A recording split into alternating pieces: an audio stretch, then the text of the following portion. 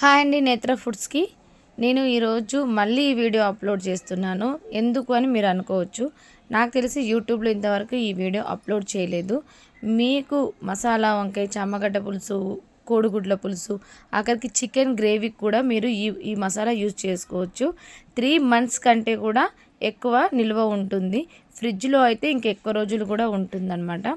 ఏదైనా అకేషన్కి వెళ్ళి వచ్చి టైర్డ్ అయ్యి ఇంటికి వచ్చిన తర్వాత ఏ కర్రీస్ లేకపోతే కొంచెం ఆయిల్ వేసుకొని కూడా మీరు ఈ మా మసాలాని కొంచెం ఆయిల్లో ఫ్రై చేసేసుకొని రైస్ వండుకొని తిన్నా కూడా చాలా బాగుంటుంది. ఈ మసాలాలో ప్రతి ఐటెంని వేసి పంపిస్తున్నాను. మీరు ఇందులో ఉప్పు కారం కూడా వేయాల్సిన అవసరం లేదు.